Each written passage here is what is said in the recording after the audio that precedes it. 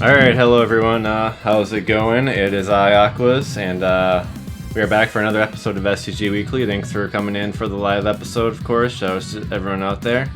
And this is going to be SCG Weekly, episode 176, covering Xexex, Konami's love letter to shooting game fans from 1991. This is pretty much gets compared to Konami's kind of like responsive art type in some ways, because you have the ship called the Flintlock with a detachable device that's similar to the Force Pod from R-Type. It's called the Flint, and kind of you shoot it out, and it like has these tentacles that come out it, and those also block bullets. So it's a very tactical usage of that ability that we'll be seeing in Tain.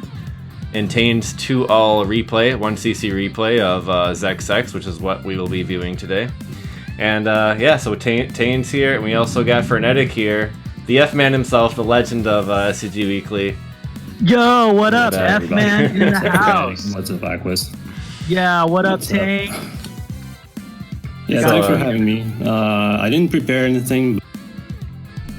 Stupid stuff that everybody, I'm sure, cares about a lot. So we're gonna have some info on some tidbits of the lore and such like that, and this is gonna be an hour-long replay, so we'll be here for a while just shooting this shit and enjoying this wonderful game and Tain's gameplay. Yeah, thanks again. I guess I'll just go along, watch the thing, and I'll explain as we watch the whole thing. Okay. Frenetic, well, first of all, yeah, Frenetic, what brings you back to SCG Weekly, and are you okay from the 24-hour Mahjong basement session with the smoke? So, just to let everybody know, it's glad to be back. I hope you all caught Softdrink 117 and the F-Man's commentary with James Chen on Battle Garegga about a couple weeks ago. So, so what brought me back from the Mahjong Parlor, the 24-hour sessions? Well, I won a big tournament at my local club last month, and just being able to commentate on Battle Garegga with Softdrink 117's awesome commentary and James Chen's awesome show, just got me back into, like, hey, I can get back into SCG Weekly. So thanks, Aquas, for having me on after a long hiatus. And man, Tain, it was so awesome hanging out with you in Brussels and getting that cartoon. Oh yeah, it was nice, man. That raclette sandwich that we just shared. Exactly, the raclette sandwich. Oh, you two actually did get together, huh? Yeah. Yeah. He came in Brussels, and it was not so far away from where I live. So we had to meet up, and talk about having some beer as well. Yeah, that was nice. Awesome. Oh, by the way, I'm sure everybody enjoyed the end of the world in their supermarks. Yeah, it's a thing. Let's not talk about that. Jesus. Yeah, let's it's a good time to work on our 1cc's, everybody. Well, we need to. Yeah, I mean, well, it's time to stay home and play video games. We gotta save the world in Xexex, or rather, just that chick, I guess. I don't know. I'm not sure what the lore is in this game exactly. Yeah. All right. Cool. Yeah, thanks for the up to speedness. But I also did want to mention just real quick, like, I guess getting together with James Chen, that was just kind of like your connection with the fighting game scene, because I know you're kind of involved in that through the years as well. How did that work out, real quick? Okay, so yeah, I'll give you a little background. So James Chen and Ultra David and some of those guys go over to my friend Horrick's place in that is Garage Arcade, and so I go there for weeklies, and we play Super Turbo, Third Strike, Street Fighter V. As I recall, Aquas has a pretty mean Rose and Akuma, which I used to play with him in SF4 in shitty internet, but we had some games. That was some fun. Oh Aquas. Yeah, it was Evil Ryu, and then I also used Makoto too. Oh dang, yeah. So if you didn't know, Aquas does play fighting games, and he gets down. He's real good. Yeah, but SF5 killed SF4 for me, sad face. Oh, well, we can come back. You can always come back. It's true. So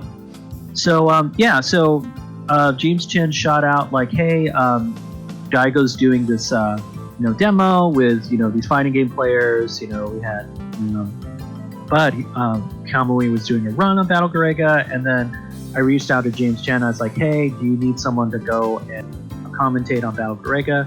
And then lo and behold, shout outs to Kev B, aka Kevin BDR, but known as Kev B now. He said he tweeted at Softdrink117, and then Toby said, yeah, he could make it. And so Toby reached out to me, and I was like, yo, Toby, you're not working. Yeah, let's do this. So I gave him James Chen's address, and so we kind of converged, and it was an SGG Weekly mini reunion, and it kind of fired me up to get back into it. Yeah, that was a nice harmony of things because because that Kamui's run was right slap in the middle of some fighting game stuff.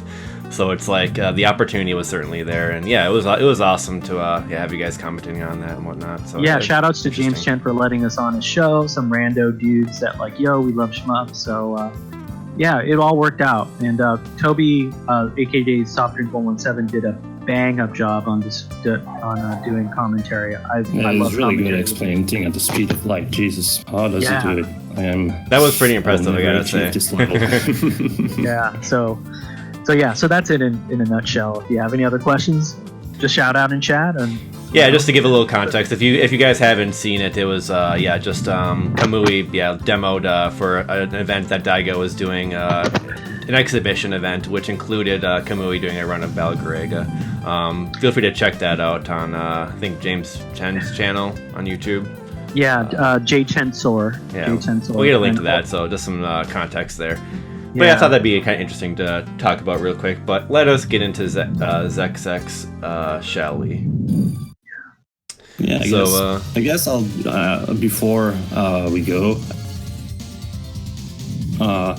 and that is there's absolutely no reason except I just listened for to the OST in Winamp, because I still use Winamp in 2020.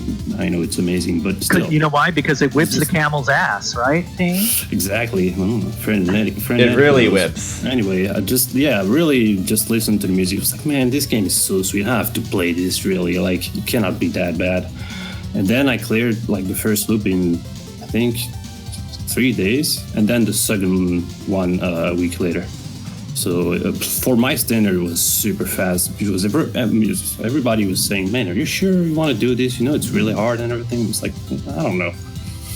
And it turned out pretty well. Yeah, it's really good. The practice always pays off. It's really good. Oh, shit. It definitely does. Yeah, sure. It's llama's ass. It really whips the llama's ass. Thanks for the correction, Extruder X. Yeah. Gotta get it right. The music is wonderful, and we will be listening to the official soundtrack here. Saying, how hard is this game? It's really not as hard as the suggests, if I dare to say. Well, I remember playing it for the shooting game tournament a long time ago off the Shmups forum. That's when I first checked it out, and it's really not too bad. Just you gotta practice a little bit diligently, I would say, probably, because if I can do it, man, everybody can do it. Absolutely everybody. Yep. Okay, let's get into the replay. This is gonna be an hour long, so let's just get into this, and we'll start talking about kind of what it consists of Xexex and what we're dealing with the mechanics, and moving into kind of the strategy of using the Flint effectively in this run, and all the other fun things that will come in tow with this. So let's start the video from 0 here. Yeah. And I'll count us down in for Tane's 2-all replay of Xexex, 1991 Konami. Alright, 3, 2, 1, go. Our dreams do come true. And our nightmare is coming true. It's really a love letter to and just this game is a work of art. I skipped the track sequence, but I guess you guys saw that already. Right here, I'm going to do something. As you can see, I unlocked the Flint power-up. That's just trick because I want to set up the intentional one-up, if I want to say that. There's one in the first stage and one in the third stage, and they work in both loops, and it's the same way to get them. So you have to uncover that first item on the bottom and get the Flint item. That's easy if you have the right. It's just with another Q. And here you see I have the tail on my ship that's lining that eye here. That's my first Q, so I aligned that perfectly. And then with another Q, with the ship there's a big ship coming up, and it's got little ailerons on top, and one of them is going to match the background, and I'm going to shoot exactly my flint in this moment, and it's going to be a 1-up. It's always all the time like that. It's not frame perfect. It's really like lenient, and it works in both loops. Yeah, so so you release the flint there at just the right time, so that you can set that up, the 1-up in stage 1. Yeah, that's some good stuff. Like, definitely, and with those visual cues, probably be able to copy that or whatever. I got both of them. I got both in both loops, so I was really lucky. But I ended up not. Yeah, and then when you die in this, it's a checkpoint, right? Yeah, exactly. There's an European version, which is a completely different game with a P2 ship, and there's no checkpoint, and the weapons are different. Really weird. I've yet to play it. I'd say we should recommend the JP version as the go-to version for this game, and definitely. The default one's Japanese. And that's also available on the Salamander portables and the PSP. That's the only port of Xexex. If you really want to play it on hardware. This game. Till that moment, there was the only way to play that was in arcade. Basically. Yeah, and then I guess there was like at the time it could not have even have imported to another console because the console had the power to actually deliver the oomph of the arcade version. Right. Yeah, they were trying to do it on the PC Engine, I believe, right? Yeah, exactly. Oh man, and just they couldn't do it. Yeah. It got a little cameo in a Goemon game, Goemon 2 on Super Nintendo, and you could play the next one, stage 2. But it's like, it's well done, I guess. It's a little fun cameo. It's kind of one of those games that's like a hidden, I guess I would call it a hidden gem. Because, I mean, not many people regard it as much as R-Type. Like, R-Type steals the show versus Xexex. But exactly. This is like this is truly a wonderful something game. Between R-Type and just heavily inspired from that. So yeah, how would explain this mechanic of the flint attaching to the boss here? Does that work on all the big enemies or bosses? So, everything. I'm going to use the flint sometimes because in the first loop you can kill. Second, to milk just the projectiles for a little while before it times out because it's too strong basically in the loop. And also, by the way, I should mention I'm using auto fire. This game can completely be cleared without it, but it really helps for a few sections. So here we have the stage 2, the ball pit stage. I didn't prepare any Chuck E. Cheese or Dashcon jokes. I'm sorry, but just so you know. This stage is it's in the loop. This stage is where it starts to get really, really hard. There's a lot of you have to be a bit lucky. I think in one of the Parodius games they parody this stage. I can't remember which one exactly, but yeah, exactly. There's also the Megaphone, I think, which has one of the lines of antagonist, which I should talk about. I guess I'll just talk about him as we go. I guess I'll talk about him now since there's nothing really.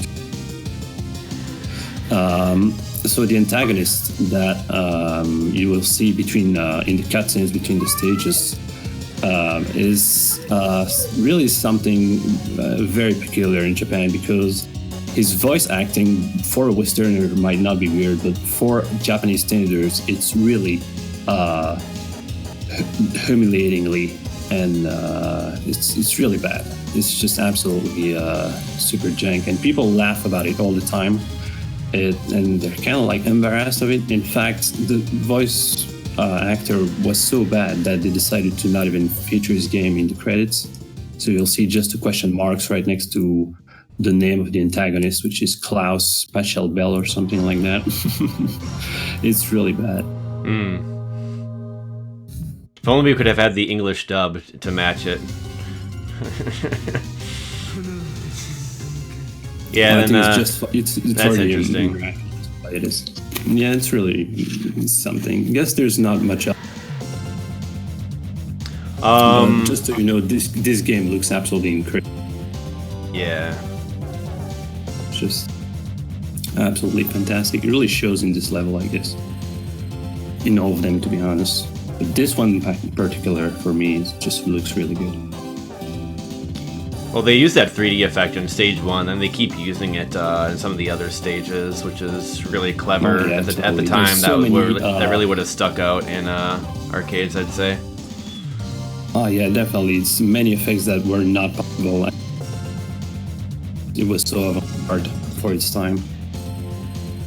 I guess it will really show in the next stage, stage 3. So that's the antagonist here, and his voice is something. Yeah, we're losing you on the mic occasionally, Tane. Do you just want to pop out and pop back in? Maybe that'll help it out. Oh yeah, sure. All right. Oh yeah. So here you have this sweet, as Aquas mentioned, 3D effect, and it's one of the 2 free scrolling stages in the classic Konami fashion. I use the flint a lot in this stage, and then we'll just scroll the screen and push it or pull it with me inside a bunch of rocks and enemies. That's mainly a good strat for this stage. As you can see here, it's a lot of that in this stage. It's, by the way, all these strategies, I should give a little shout outs to Saucy Kobold, because his runs really helped me to actually get some good strategies in this game.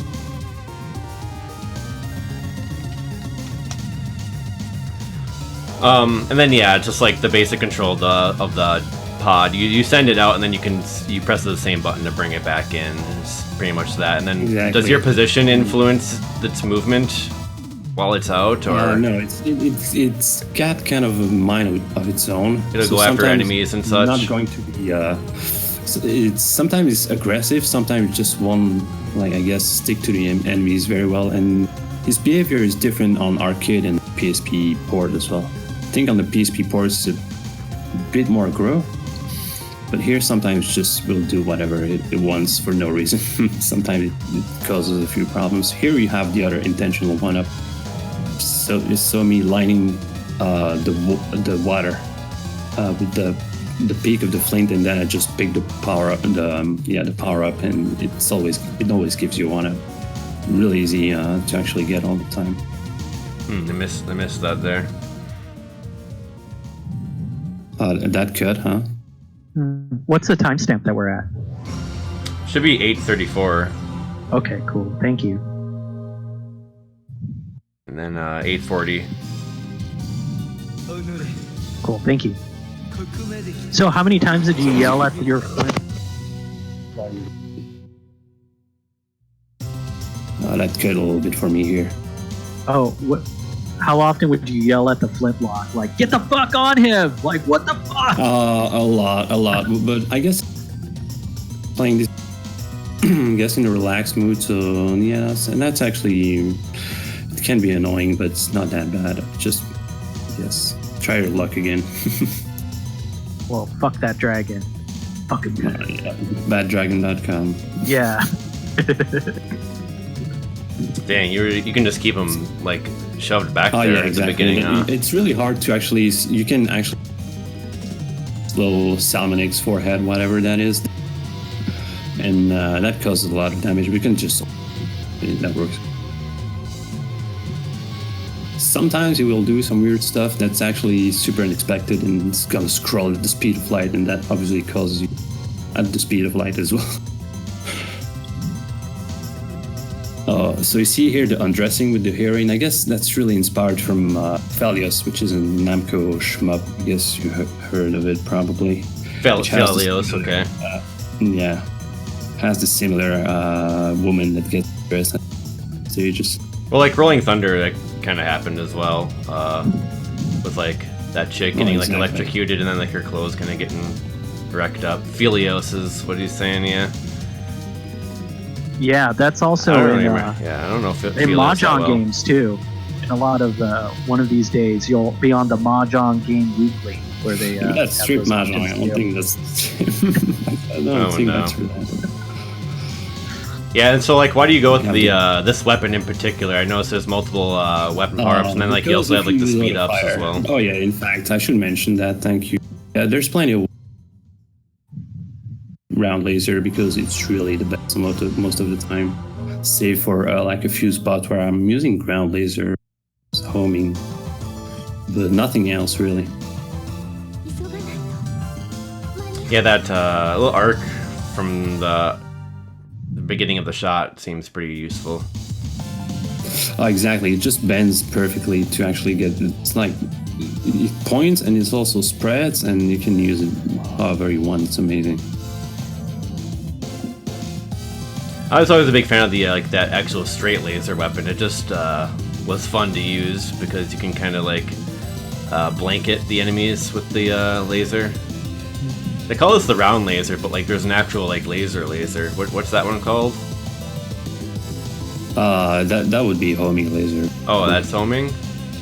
And there's also shadow laser, which I never use. Yeah, I mean I'm talking about shadow laser. Yeah, like you can blanket the enemies with it. I thought that was pretty cool. A cool weapon. I think it's right there, isn't it?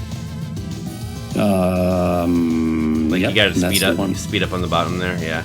Then you'll. Exactly. Is there like a shield item as well, or no? Or I'm trying to remember. No, absolutely not. Well, your flint serves.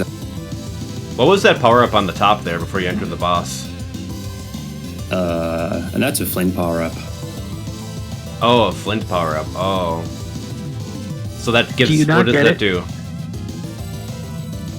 Well, if you only have one arm on your tentacle, it gives it a second arm, and then up to 3 arms, and then points. Do you not get it because it raises rank or something like that, or you're just like whatever? Not really. Just because I cannot be bothered to pick them all. It's just sometimes you just ignore it. So here you've Because just nothing for points. I was really just for the clear. Yeah, so there the strategy was throwing the flint against the other arm so that you only had to dodge the bottom arm, right? Yeah, exactly. Absolutely. Very nice. And here you have this onore, which is super funny, which sounds like onyure in Japanese, and they love that. Every time they're talking, they're blasting their asses off. What does that mean? It means like, you bastard or something, but it's, I guess, in the way he uses it.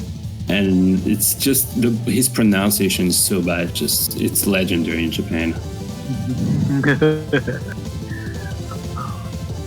So here we have the other free-scrolling stage. This is where, like, if you're playing, you're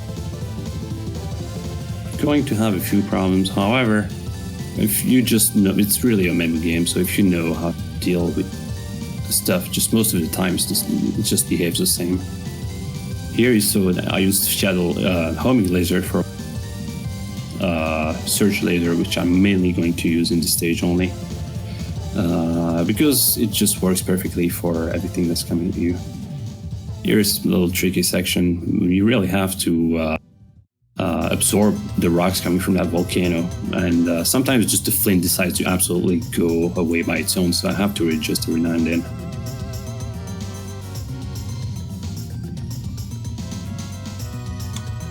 Also, it's kind of interesting, like these stages, like you're in like cyberspace, like stage now for some reason. You're in the guts level. You're in the ball cyber stage.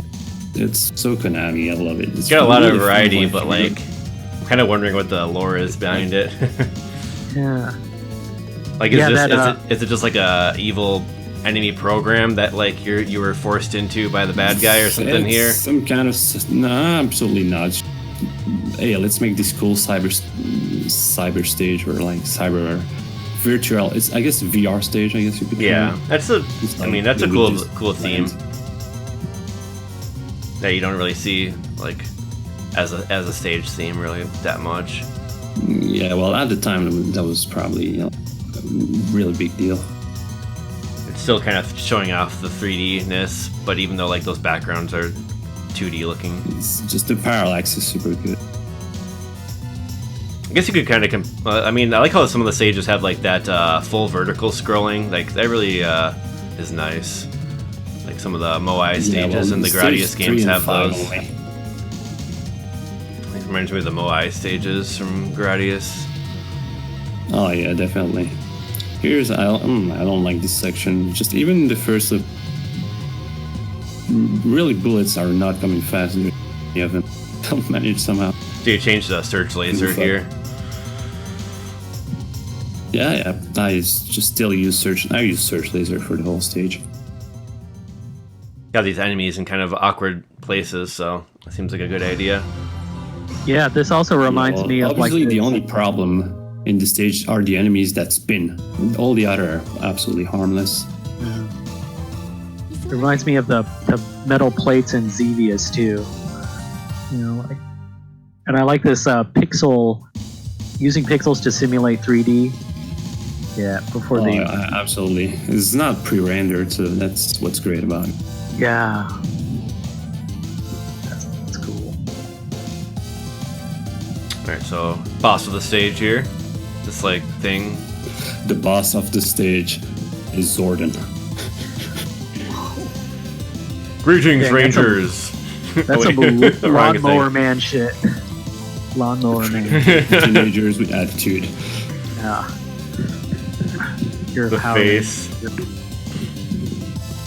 It just mumbles something in some really robotic voice, and it just I don't even remember what I invented something stupid for what it was. So it's not trying to ram you right now. Are you actually manipulating it right now, or what are you doing? He's following me, and I'm scrolling with him, and I just don't. You can just go on the other side behind down to actually get that last core, but you can just do it that way as well. I think a just pretty effective strategy. More health. Oh yeah, it's definitely the strat from this class. Otherwise, if you're fighting from the back, I imagine just blocking your shots and whatnot. I know. So. And it's the same. Most of the stuff that works in the first loop works in the second as well, or rather, you got cut off after that. Oh, sorry. I was saying, just everything that works for the first loop can be applied in the second, and vice versa. So really, almost one loop to learn. Okay. It's a bit different in this stage 6 here in the loop, but still mostly the same. A lot of the Konami shmups, these Hories, have a really brutal rank system. Is that a dynamic difficulty? Is that a thing in this game at all, or? I don't think it has rank at all. Okay. Absolutely. That's pretty different. I guess it does, but just I really didn't notice it. Don't need to take that in mind, unlike Salamander 2, where no, absolutely not. After the battleship stage in Salamander 2, if you haven't died at that point, the next stage is completely brutal. It's you have to suicide there in that game. So you're kind of rushing through, going to Gravitic Warp here. Hyperspeed, badass. And a hyperspeed section. The music changes as well. This music from this stage is called Happy Daymare or something like that. It's amazing. Is that the one? Okay, I can maybe play that. Yeah. We just listened to it actually. Here we go. Then you have Jump into the Hyper Blue or something. That's the. We're going ludicrous speed here. So how far are you in the game right now? Stage 6 out of 7. Okay.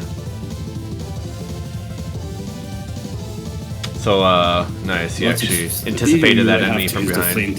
Yeah, exactly. You have to launch your. You have to know from the stage where stuff comes from. It's not too bad. So did you employ the save state methodology of for learning this run? Oh, definitely, absolutely, yeah. Intensively. Yeah, you got to do it. It's like practicing a piece of music. You know? Why restrict yourself? If you have the option. When you have stages like this, that can be really brutal because when you die, you're going back to the checkpoint. So you're just learning piece by piece in the actual arcade. Recovery, yeah, the recovery isn't too bad in this one. Okay, just catching these enemies with the flint is pretty cool.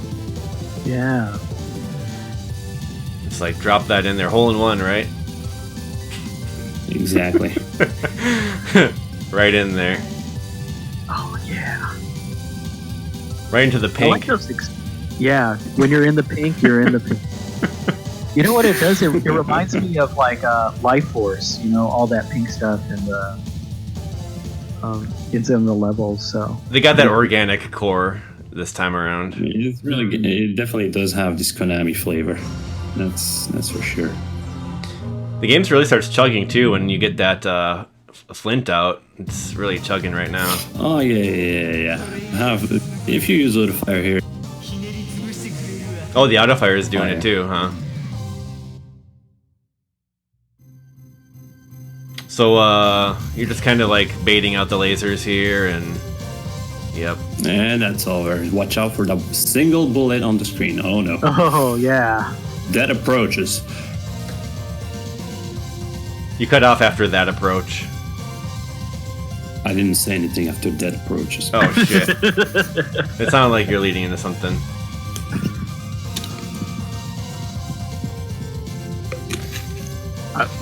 Here we have the last stage. In the first loop, it's not that bad, but in the second loop, it's absolutely this is where you can die and you will die, even if shit goes so fast. But in the first loop, it's just fine. Yeah, these enemies will kind of dart at you and whatnot. In the second loop, we'll see that. Not these, but once you enter no. the mechanical base, well, it's once you enter the base, it's absolutely cruel. Yeah, we have the greatest subs here. Definitely a staple of the greatest franchise. Damn, the whole like fucking backdrop just zeroed out there. It's pretty pretty cool. It looks like a and the TV went off. flashing here is in beat. I just like in real last days when I was playing that, it flashes with the beat of the music. Oh wow, that's fun. Because I got a question from the chat. Any details on the artist behind the soundtrack of the game? It's the Konami Kukai Club. Oh, cool. That leads me to something I want to say as well. So, of course, Konami Kukai Club, the sound team of Konami, is a big fan of fusion. Bands like Cassiope, T-Square, Dimension. And the name of the plant in this game is called E-Square, which is, as you may have guessed, a reference to the band T-Square, which makes kind of similar fusion jazz music. If you haven't heard of them, I really recommend you to go check it out somewhere because it's really good. So here we have the start of the mechanical base. As you can see, second bullets go so fast you cannot even see them. It's insane.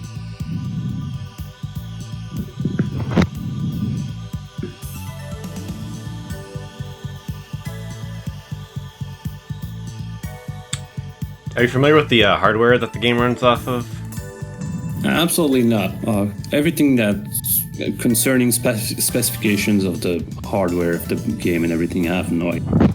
But one thing is sure is that for its time, it was really advanced. Yeah.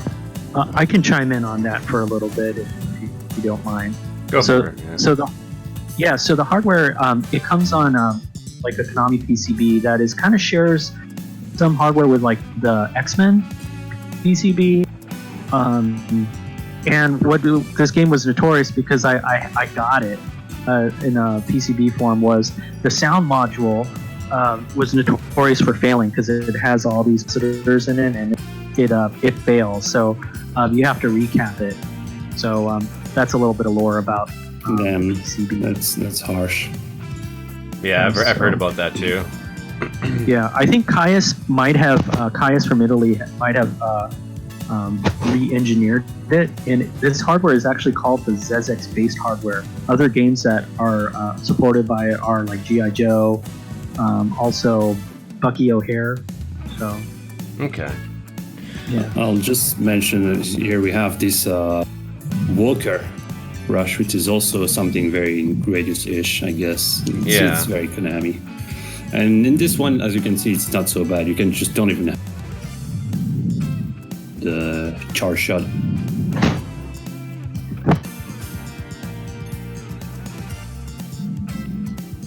Yeah, that charge shot, we didn't really talk about that too much, but I mean, you can charge that quite a bit and it does a lot of damage, doesn't it?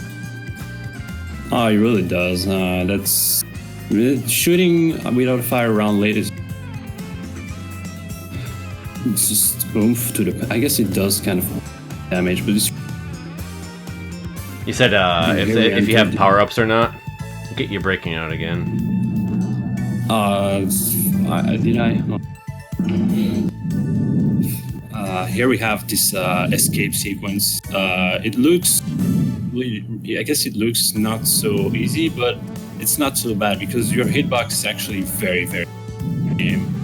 So once you know how it works and you look at the hitbox and not just the sprite, it's really easy to just navigate. You have those sparks like when you're close to the walls. How do you use those to your advantage? Nice. How do you use those to your advantage? There's no advantage. It's just a visual effect. So here we have this line, which is legendary.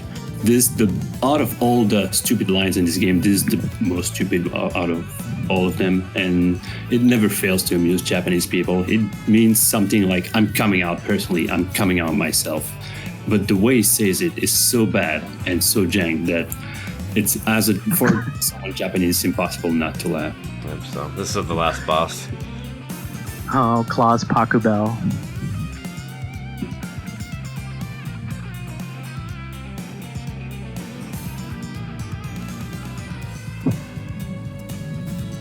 So the ship actually looks like yours. You know anything about that? Yeah. It's you but bigger, basically.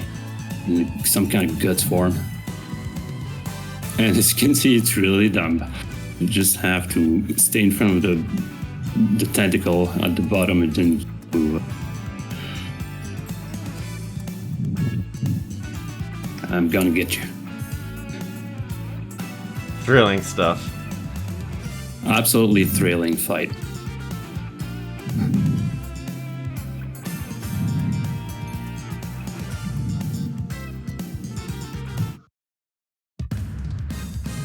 It's also absolutely the same in the second loop. There's absolutely nothing planes. And it takes the same number of charge shots, so it's all good. Alrighty, so we had Plasma ask a question about scoring in this. He asked, how is the world record score over 10 million? Have you found out anything about the glitch? And what's the deal with the scoring glitch? I have no idea what happens and how to get 10 millions. Obviously, the ball boss from stage 2 and maybe it's the stage 4 one as well, but I'm not sure if there's any checkpoint that's good milking.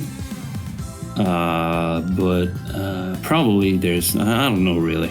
I'm just not interested in the scoring at the time. I was not interested at the time when I made this. I just went for the clear. So, like in this ending, you find out it's a little bit weird. So you find out in this ending, like the Flint is like this fairy. Like, you guys know about that? I have nothing to say about it as well. I guess it's cute. It's nice. Oh yeah. So obviously there's some lore about that somewhere. Yeah, there's gotta be. Is that the Flint? That was the Flint, like setting itself free after the battle, I guess. It really doesn't have any connection between the Irene, the princess, whatever, Planet E Square princess. Okay. Okay. So what's going to change on the second loop now that we're in the second loop? Bullets go faster. Some stuff has more HP, and I guess that's mainly. Some attacks are different as well. Some stage layouts might change, like 4 and 7. I guess really stage 4 only changes. Ooh, stage layouts change, huh? That's fun. Yeah, the color changed. As you can see, the strat for the 1-up works as well.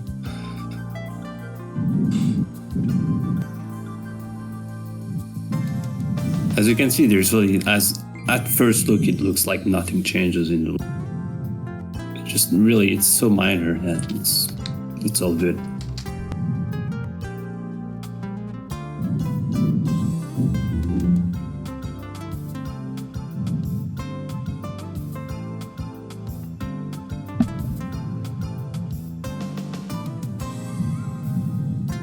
Alrighty. Some stuff is still very scary in the second loop. As you can see here, I went for something stupid and not sure how I survived. I guess it's all good. I won't question it. Hey, Frenetic, take a look at the Discord real quick. Oh, okay, yeah.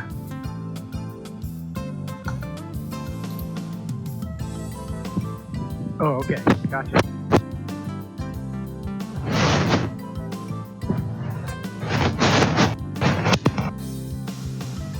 Nice. Smooth.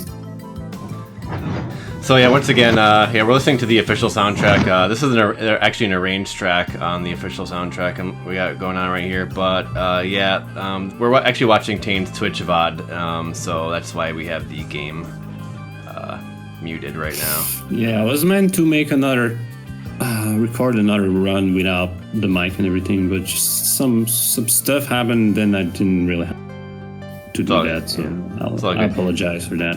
Game's got some real nice sound effects, and do recommend you do try to play it in MAME if you can. It is a wonderful game. Yeah, the sound wasn't really super optimal in MAME until too long ago. Okay. So now it sounds really nice.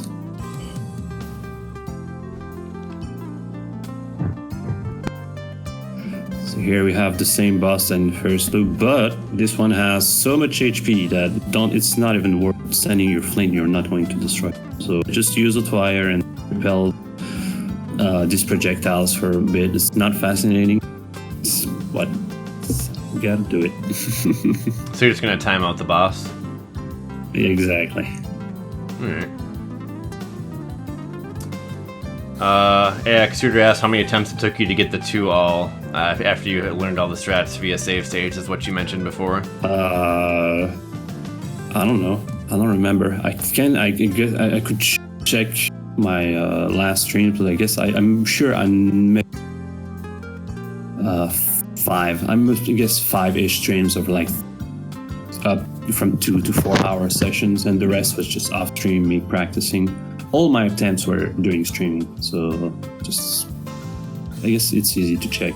It seems like with the save practice, this is one of those games where you're gonna have like kind of like your trouble points kind of sprinkled throughout the run, but a lot of the run is just kind of just going through the motions. Would you agree with that? Oh, definitely. I definitely agree. So if you want, like, maybe point out some of the trouble sections as we go through this loop, and sections you needed to practice. That'd be I won't miss them, helpful. and you won't miss them. I swear.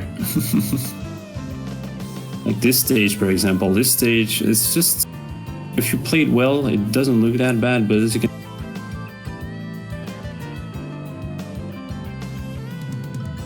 here you have these which just spread really fast. So you have to destroy with a Q these guys to not just get sprayed in, because they just spread so fast. It's impossible to almost not react to them. Welcome to the Chuck E. Cheese ball pit again.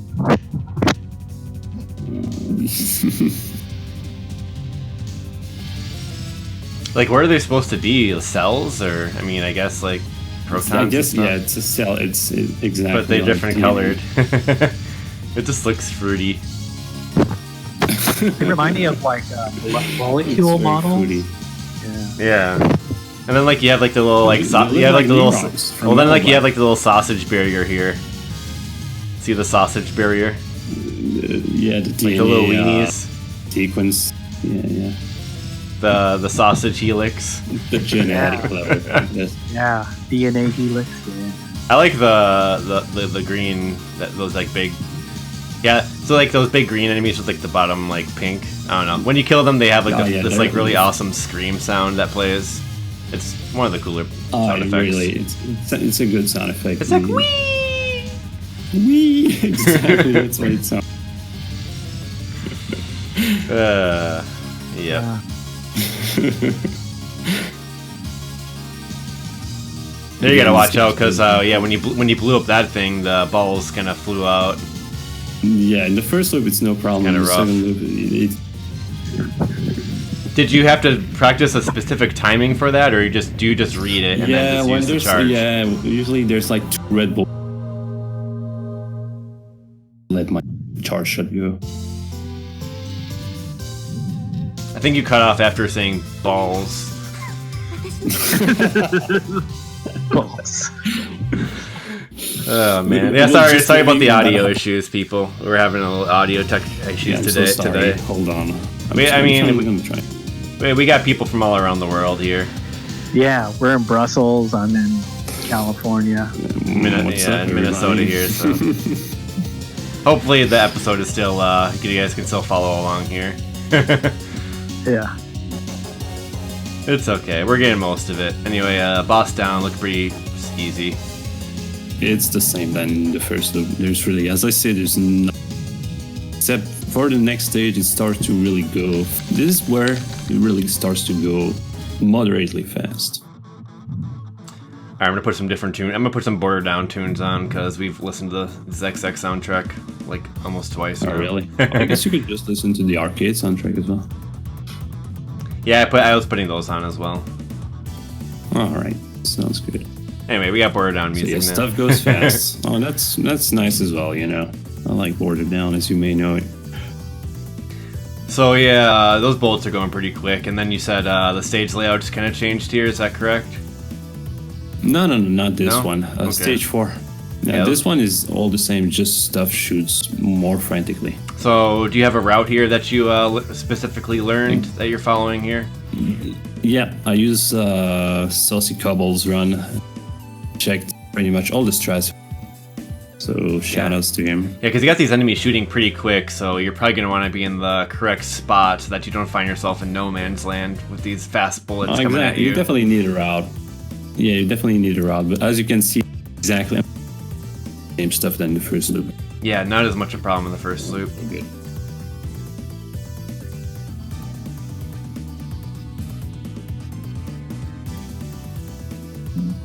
Again, here I'm scrolling with my flint just to get all the enemies and just move along the rocks like that. It works out pretty.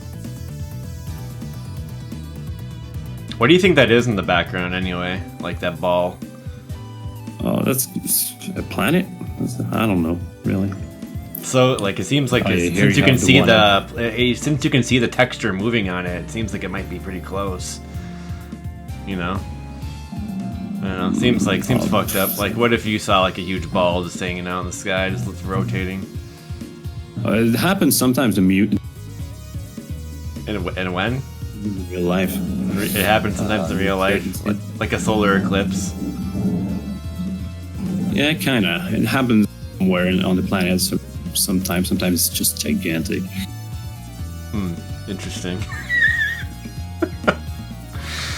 It's great. It's a great spectacle. I like that they have this stage, like second stage, right? Or wait, is this the third? I forget. Anyway, it's kind of early on. Yeah, this is the nice. third. It's mid game, but what's really good, of course, graphic.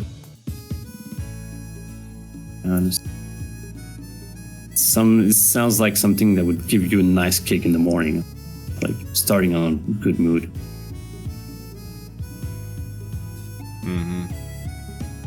Yeah, I like the pink background. Yeah, it's soothing. Yeah. All right, so Dragon 2, same deal here. Dragon 2, same deal than Dragon 1. It just might have a bit more HP, but it behaves. It's kind of hard to tell in the replay, but like you're actually moving with it because the dragon actually moves really quickly, so you're kind of trying to stay by the head the whole time. Yeah. Otherwise, otherwise you just get crushed. So you have to move along and scroll up or down. So just stay by the head.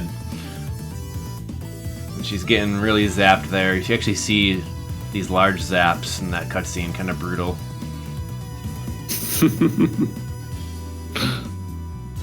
That's just supposed to like motivate the player, right? I guess that's the reason. It's like, what the hell? Leave her alone. God. It's more like, what the hell? I want to see her undressed completely. Everybody was thinking at the time, probably. Dang. Yeah. Yeah. I just wanted to save her. I didn't think about that personally. Oh, that's okay. You didn't have any bad intentions. Oh, there you go. I Aquas don't is. believe you a single second. This reminds me of Life Force too. It looked quite painful. Oh, you took a death. Slipped by. Yeah. Let that one slip. I think in the run, in the VOD, I'm like, oh my god, this is the end. I'll never... Such a... So how bad is recovering? What's recovering like? So you got the one tentacle now? I'm going to die once, I think, and then... Oh, no. there it goes again. Yep. See, one little blob just unexpectedly came from out of nowhere and just messed up everything. But here, by some kind of miracle, I just made it back to recovery somehow. Just not sure how, but I'm incredibly grateful. Do you think the rank is being notched down the more you die here? I don't think it is. As I said, I don't think there's any rank in this game. Okay, fair enough. So here I'm gonna pick ground laser. It's working out pretty well for this section as well. Yeah, no, I don't think we explicitly mentioned, but yes, you are using the flint in front of you to block bullets. It blocks bullets very in the same fashion than the flint, the force in R-Type. It's I think one of those things where like you don't want to move around too much because you're just gonna end up side-swiping yourself with bullets, so that's kind of like a mantra of a lot of shmups, just trying to move too much. You'll probably be safe. Or get yourself in a good position anyway, so you're like sitting in the choke point there, absorbing those bullets, now you've taken your opportunity to go ahead. Not too much going on at the moment. But yeah, cool. It's nice to know that when you play this game, even if you die, the recovery is really possible.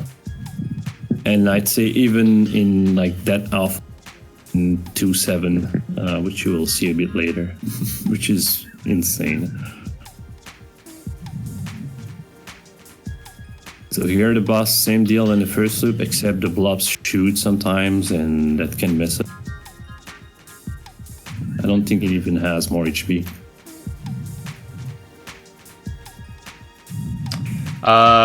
So First World DF is asking what kind of controller you use, what type of joystick, or what's your setup? I use an arcade stick, a trap with Semi-2, all Semi-2 buttons and stick.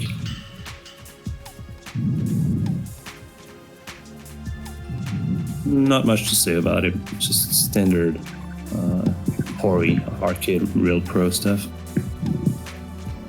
I'm a big fan of Hori, personally.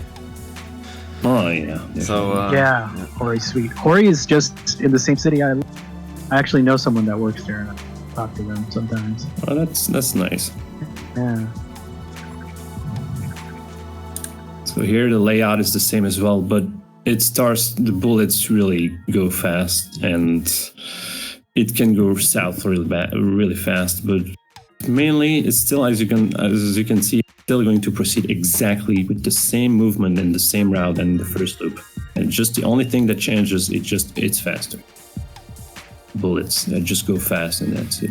So you're kind of, I'm sure you've got your kind of route here, but you're deploying the flint at certain moments when you just need to cover from bullet barrages and watch. I definitely practiced here a lot.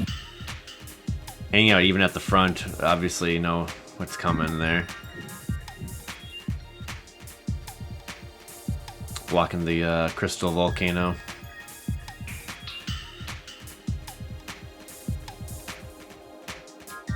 Pretty trippy that you can like see inside. A bit better in the first loop here. It just stays on the volcano, which is obviously the best situation. Oh, that was kind of dangerous coming out from the volcano. Yeah, well, every time I practice it, I never had any problem. Those enemies just suiciding into the wall. Nice. Oh, yeah. Is this your favorite Konami shooter, Tane? Asks Emperor Ing 360. I don't know. Yeah, I guess my three favorites: this, Greatest Gaiden, and I'll leave a spot for the third one. I'm not even something, but I really like Gaiden and this game. Yeah. But I'm not. It's funny because I think it's the first Konami game I've even cleared or like anything I actually spent time with. If it had to be one, it had to be this one, man. Oh man, those two like snake enemies, pretty sweet. Oh, nice dodge. Oh yeah. This is. I was so lucky here. I'm like, oh, okay. I'll just one question and just roll with it. It's pretty nasty. How often did you fail a run because someone was chatting in your Twitch channel?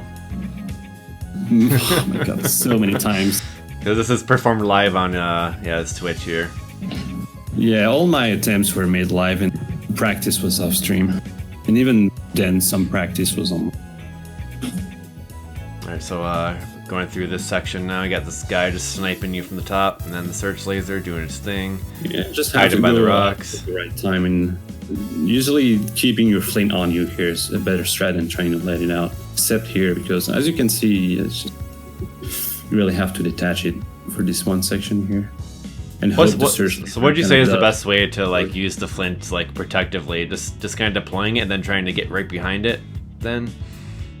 It can be many things. Just first, just on the ship is best most of the time, but the enemy, and that's it. There's not really anything else. Because like the tentacles do kind of flail around randomly, and seems like that could maybe let a bullet slip in. Close to this, if you exactly, but if you adjust to the sender, I'll try and stay near it. It's very unlikely there's actually through the tentacles. Yeah, from what I noticed, it does actually protect you pretty well overall when the tentacles are deployed. And you can really usually kind of trust it, it seems. So here you're just getting that charge shot ready for these little homing attacks coming from the bottom, I see. Pretty good. Yep. I'm going to do exactly the same thing in the first loop, so, but except it has more HP. I'm not even sure if I actually killed. Okay, it's all good. You can, of course, as I said, go on the other side of Zordon. The raisin at the bottom, whatever Rangers. that is. Rangers! But it's kind of dangerous, so I just stay on top. Man, I think Power Rangers was actually pretty popular in 1991. Maybe that was the Sentai Rangers. Maybe that was an influence. Maybe that was, They really wanted to recruit a team of teenagers. Yeah. I mean, it does have red, blue, and yellow. And he's bald. Like it's a bald man, so, I mean, come on. Yeah. That's enough reference. Clearly a bald man. Not a bald woman. That's plagiarism. See, not sure if I really killed it or if timed out, but it's like, whatever. Next stage. So, yeah, it looks like you got some extends from points as well. Is that correct? Say that again, sorry. Did you get extends from points? Extra lives? No, there's no extends with points. It's just the 1-ups and that's it. But you have 4 lives, but you died twice, and you got 2 1-ups in the stages. So I got 4 1-ups. 4. One in 4. 3, 1 up. Okay, 1, that 2. makes sense. Forgot about the second one. So just stay there, just route it. Sometimes the enemies come from, I'm not even sure. Actually, everything's the same, just different locations. So I just sometimes move, make some different stuff, but otherwise it's the same.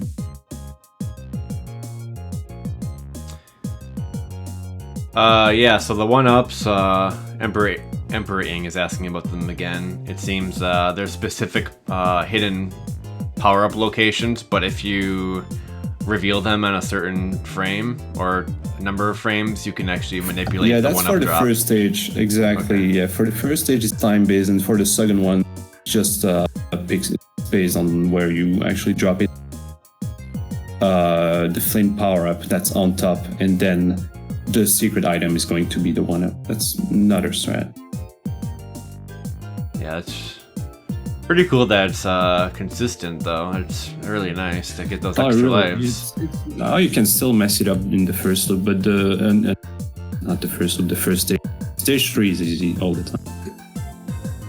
I suppose you reset if you don't get it in stage 1, though. Oh yeah, definitely. Sometimes just go with it. Just if I don't get it, it's a reset. Alright, so how is this section different than Loop 2? Well, it's not really any different. As I said, some of the power spots. So here I'll, not even sure what I do here. I think I have to ground laser at some point because I'm stuck with, I have ground laser. That's in the first loop, so here nothing changes really. It's a really tricky part. So I'm going to use, as you can see, these lines, these color lines, which are kind of static on the y-axis. You can use them as Q. Mm-hmm. And since stuff from the side comes so fast, there's like a most optimal way to not get sprayed at, and that's where I place myself here. Oh man! And I just spray and hope I don't get shot from the side. Most of the time, it's good. There's a few of those that were just barely hitting the flint. Oh yeah. It can definitely get unlucky here. So I use a lot of these lines a lot for the Q stuff, to time stuff and everything. Do you think when you're with the flint, the aim shot are angled differently? The shot are aimed differently with the. Yeah, when you're holding the flint.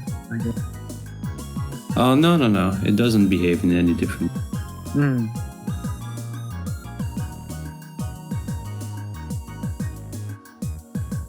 And now we enter the last stage, and the entrance of the mechanical base. Bullets go really fast.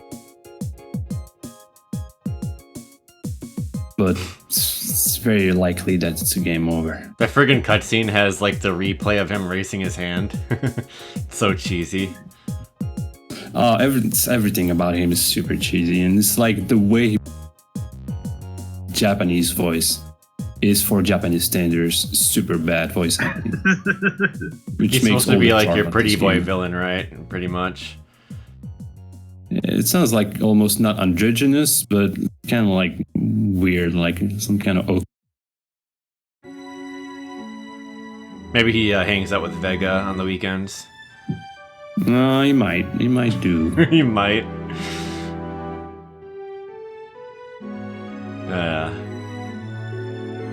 So which weapon? Yeah, so you use the round laser and then the search laser pretty much. First World DS is asking you what the weapons again. That's yeah, definitely. You're gonna have to use search laser for this ungodly section coming up. So in the first loop it was all good and fun in games, but now bullets go fast and you can not even see them. It's so insane.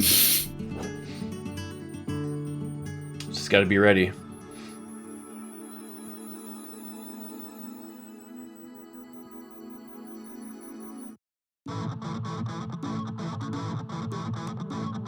It's very unfortunate when you don't know that this thing drops and you die unexpectedly. So here we go. Entrance of mechanical bullets go really.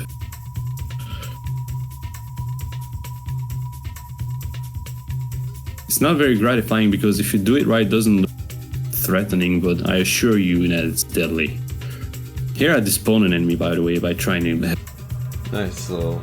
Because otherwise he otherwise he spawns a speed up, and that messes up everything.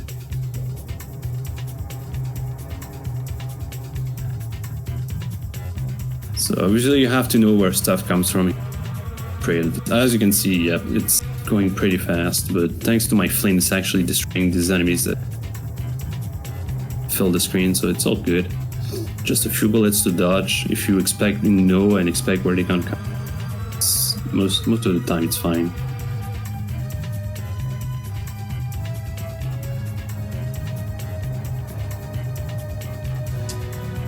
Yeah, I'm a big fan of the aesthetic of this stage. Just all the little sharp like tubes and stuff, and then you get like the tubes going on to that like little like energy base in the background. Oh man!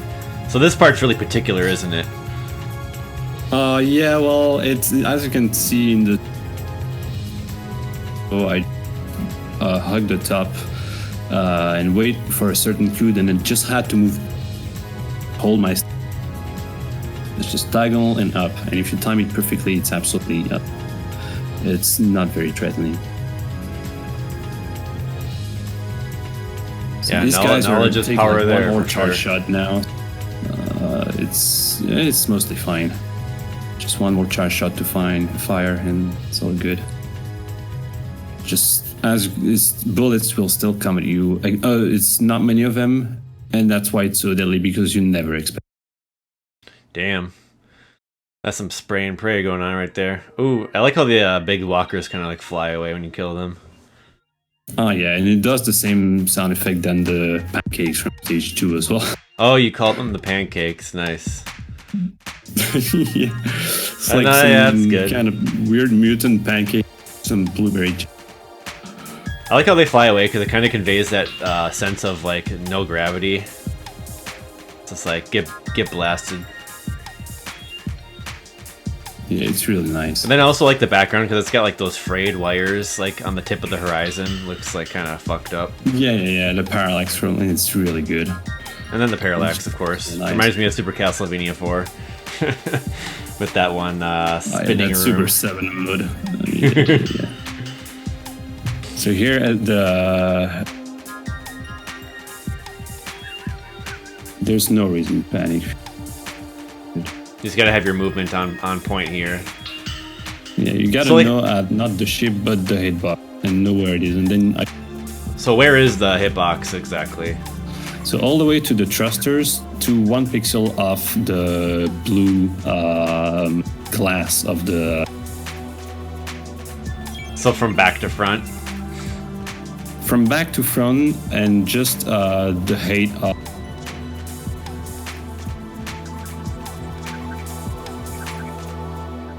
Here we have this legendary line again, Watashi. He just fades into his little mech. And it's so ridiculous, yeah. That that seems like he's got some type of crazy powers. Like it seems like he was manipulating like that cyber stage based off of his little fade into the mech. Yeah, who knows? I don't know. That seems pretty. That's for sure. That seems pretty messed up.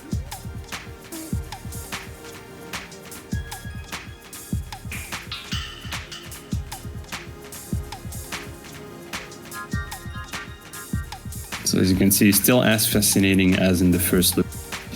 Just you bait his bottom claw and then move up. It's all good. If it's even easier if you have. Is he like an alien? Like, thin... sorry. Continue. Oh no, go ahead.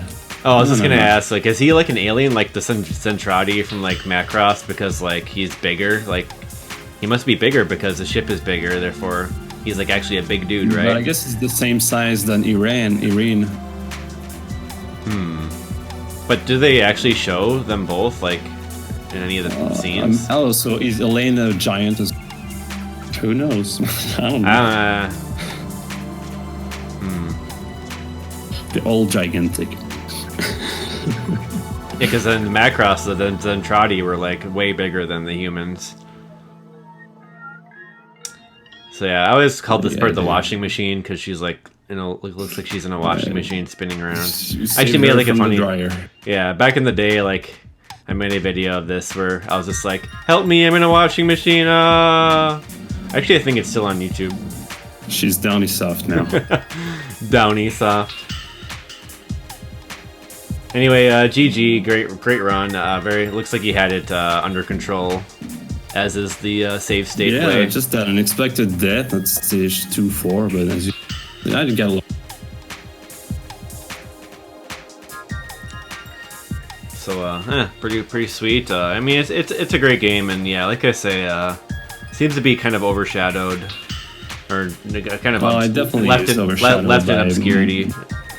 But yeah, definitely. Just one of those Konami not being ported was a problem for that, actually. Yeah.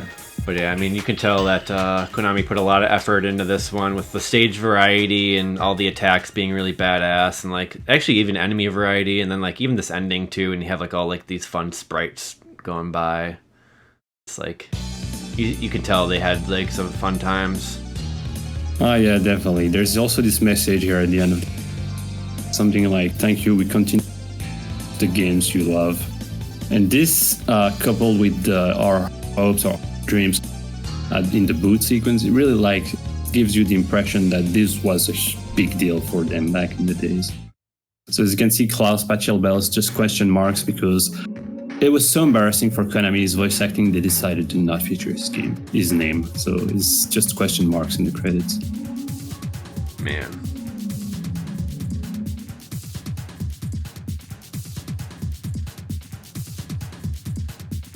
And here you have this I guess, fortune thing with the ranking. You put your names, and it's just sometimes you lose, sometimes you win. Rare victory, so I got the rare one. Oh wow, nice!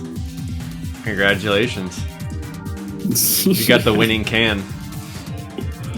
Absolute complete victory. Yeah, great job.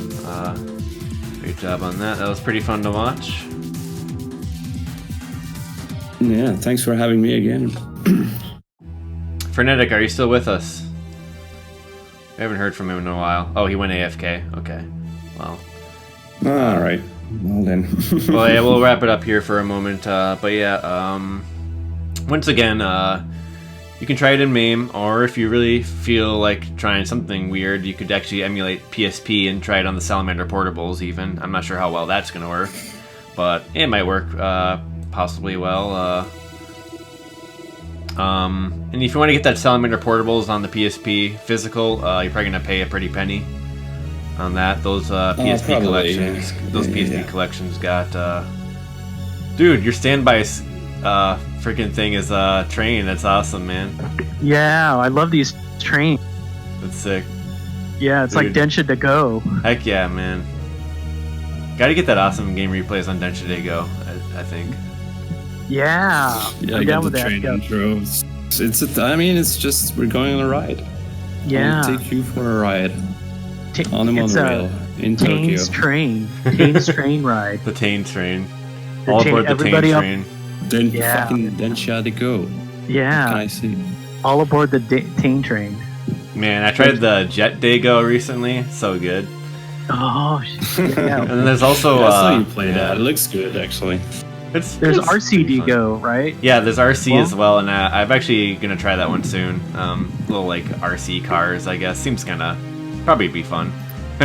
Yeah.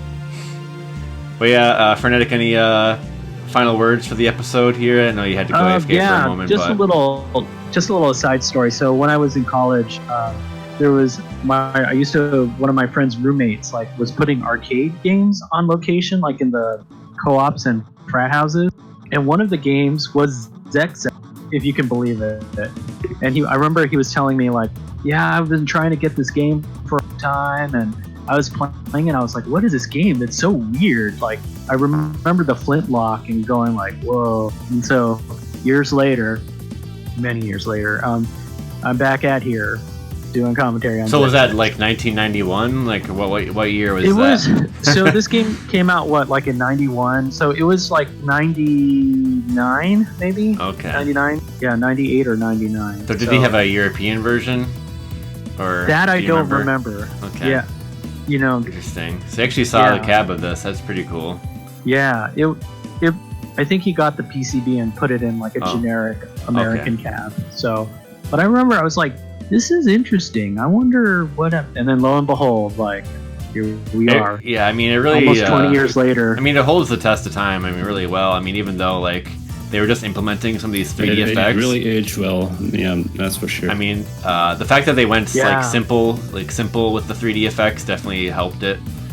Sometimes when it's I don't know, maybe they could have done something more ambitious with the 3D, and then it made it have been choppy in the background or something like that. Or that's true. Maybe if the whole play ball stage was 3D or something, that would have been that would have looked like crap. Instead, they're just nice 2D sprites and whatnot, shaded nicely and whatnot. Yeah, love the. It's respects the 2D. You know what I mean? Respects instead of let's get 3D in the future. You know, I mean, yeah. And then this era is just so interesting because it's I mean, Street Fighter 2 dropped in what was it, 91? Yeah, that's right. I mean, because then in this era you have I think you have these non-fighting games eventually coming out trying to just hold their own in the Street Fighter 2 madness, and I think at this time you have some really impressive games that may have just became overshadowed by the Street Fighter 2 rage and whatnot, and that might have even happened to this, but I don't know, it's just I mean, that era just really changed the whole landscape so much, and so it's worth mentioning, I think. I'm not sure if this was it really is. probably they were probably both side to side So you probably had maybe some players who, you know, checking this game out, but obviously you got the crowds of people playing Street Fighter 2, so it's like, well, these aren't bringing the money in the 90s, that's for sure. Everybody wants. Yeah, this was the director of this game was Toshiaki, I believe. Toshiaki Takatori. This was the last game that he kind of directed. So he was involved in the prior Gradius games. Well, he ended it on a high note. That's for sure. That's true. The Gradius elements were definitely there. I felt it loads up a lot of references. Like I said, that cyber stage was kind of like a Moai stage, and then like you had the mechanical base, of course, near the end, and you had the walkers, and you had your organic stage. Like you had all the different stages, but just like a whole different. Way different feel than like your typical Gradius game, though. Like they really tried to distinguish it from Gradius, which I think was pretty well done. I mean, it's almost like almost weird how much they try to make it stand out from the Gradius, I'd say, because it's like you have the play ball stage, of course, and so like the similar, cyber stage. But at the same time, it's also so original. It's kind of amazing. And like the whole and then like the whole that land stage with the falling waterfalls, that just. That kind of reminds me of like the like the kind of orangish land stages from Gradius, but like they usually have like the volcanoes and stuff, but they never really had like waterfalls, and then like with that nice backdrop, really sick. Yeah, it really stands out from the other stages, which are all like themes that used in other Konami games as well. But yeah, guys, I think that's gonna wrap it up for us. So thanks everyone for coming by and checking out Xexex. Thanks for having me. Thanks everybody. Thanks for coming on here, Tane. Really, really good to tag up with you. I'm so sorry I didn't prepare anything, but went along with it. You're here. You're here. That's what matters. Before we go, let's just quickly say, well, what shmups are we all playing currently, or thinking of playing? For me, I'm checking out Ibarra right now. The game's really fucking sick. Ooh. So how about you guys? What are you into? What are you gonna get into, or what have you been playing lately? I've been seizing all Shmup's activity. What the fuck? Collection happened. You make it sound like it's the coronavirus. Let's cease all the activity. Wait, so why? So why though? Everybody, I have an important message. Please, everybody, cease all shoot 'em up activities and play their queue. Play Jong. This. I guess just my streams alone. It's fun. But really like all the Mega Man like games from Inti Creates are really what I'm focusing on right now. So that's okay. I mean, yeah, at the moment. That works too. Then how about you, Frenetic? Any shmups you've been poking around at? Yeah, I've been playing. I've got when I went to Paris when I met up with Juju, M Night, Feedbacker, and another fellow. I forget his name, but I think M9 was saying like, I saw you posted some scores for Evelo, and I was like, yeah, I did, but no one was playing it, so I was like, well, whatever. But he's playing it now, and so I played a little bit of it. Oh man, that's a weird game. Yeah, the music's so good and it's so weird and it's really cool. But most of the games I've been playing, I've been really focusing on Japanese mahjong. So I won again. I was playing 24 hours. This smoky rip. No, but no, I mean I won a. It turns out it was an actual event that I didn't just make up. yeah. I went and played. I went and played in the tournament last month, and I was kind of known doing years ago doing what's called chombos in mahjong, where you can't really chombo much in many of the mahjong games because it usually does it tells you when you're Riichi and your tile and your chi. It's basically a mistake. It's calling a win when you don't really to make it simple. Oh no. Yeah. That sounds like Frenetic. Yeah, and so but and then people were wondering when I was in the final table, they're like, why are you here? Like, you're the chombo guy or something. The chombo guy. The chombo guy. And that's great. That's his new name now. So Everybody I was like, the chombo guy.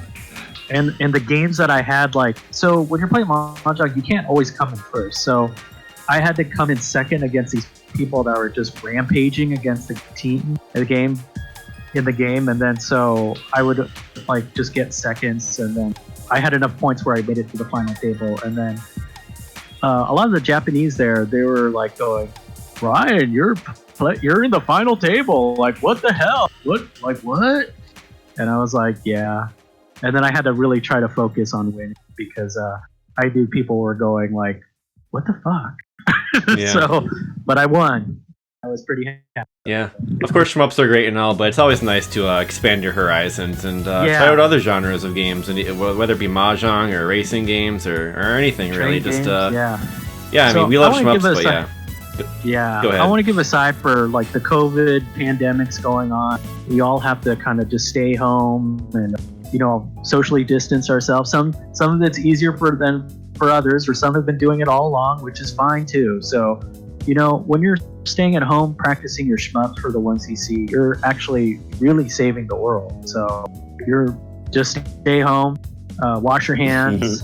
Frenetic is going to save the world. Yeah, we're all saving the world by staying at home. I'm in my garage right now. Oh, yeah. Stay safe out there, everyone. Yeah. And wash your hands. Stay safe, everybody. We're going to be here with SDG Weekly and just keeping fight the good fight. We'll make it through, everyone. We'll make it through. So just try to stay positive and try not to feed in too much to the fear either. I think is probably important. I hear you. Yeah, definitely. That's my main recommendation. Yeah. And if I had to say something I'd like to play, but to just come back to what Aquas was asking, really going into Gun Frontier again. So maybe I'm gonna do that once I'll be done. We don't have. Oh man, that sounds quality. All right, excellent. All right, guys, let's call it here. Thanks everyone for coming out once again, and that's gonna wrap up SDG Weekly 176. Yep. So take care, everyone. Peace.